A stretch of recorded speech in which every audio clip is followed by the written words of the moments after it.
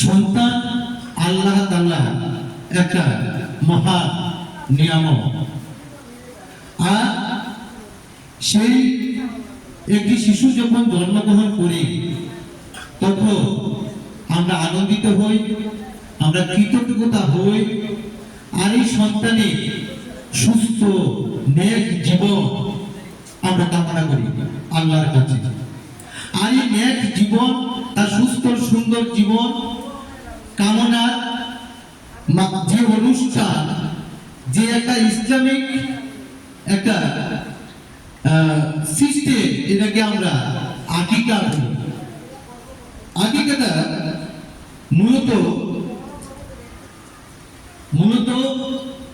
যখন আমাদের কোনো সন্তান জন্মগ্রহণ করে তার 7 দিনের মাথায় তার নাম রাখা, তার চুল মুন্ডন করা এবং এই আকিকা দেওয়াটা একটা উত্তম সুন্নত বলে আমরা জানি। এটা 14 দিন হতে পারে, যারা 14 দিনে পারেন না পরবর্তী সময়েও দেন। আর এটা মূলত যখন আমাদের ছেলে সন্তান হয়, আমরা 2টা ছাগল বা খাসি সে আকিকাতে আমরা সেই মাংসটা দিয়ে পুষ্পটা দিয়ে আমরা সেটাকে দিই। মূলত আমাদের প্রতিবেশী যারা থাকে, যারা আত্মীয় স্বজন থাকে, তাদেরকে সেই বস্তুটা আমরা ভাগ করে দিয়ে বিতরণ করে সেই অনুষ্ঠানটা, সেই আমরা সুন্নতটা পালন করার চেষ্টা করি। আমাদের হাদিসে এসেছে যদি সেটাকে আমরা রান্না করে বিতরণ করে তাহলে আমরা এটাকে একটা ইবাদত, আমাদের ইসলামের একটা ইবাদত। সেটা সত্যি এরকম একটা অনুষ্ঠানে উপস্থিত থেকে খুব ভালো লাগছে।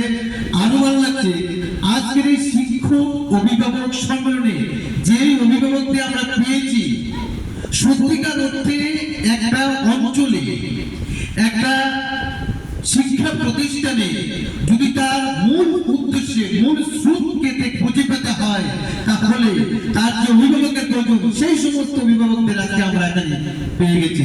আপনাদের আমরা অসংখ্য ধন্যবাদ এত সুন্দর অনুষ্ঠানে উপস্থিত থাকার জন্য। আর মূলত আমি জাকির ভাইকে দীর্ঘদিন ধরে চিনি, যেহেতু সাংবাদিকতা করতাম, সাংবাদিকতার পেশায় ছিলেন। এত সুন্দরভাবে একটা শিক্ষা প্রতিষ্ঠানকে তিনি গড়ে তোলার চেষ্টা চালাচ্ছে। সবাই এই প্রতিষ্ঠানের জন্য, জাকির ভাইয়ের জন্য দোয়া করবেন এবং সবাই সাহায্যের সহযোগিতার হাত বাড়িয়ে দেবে, এটাই সকলের কাছে আমাদের দোয়া রইল। এই বলে যেহেতু আমরা একটা দীর্ঘ সময় এখানে অতিবাহিত করে নিয়েছি, কারণ সবাই খাওয়া দাওয়া করবে, দুটো বেজে গেছে, তাই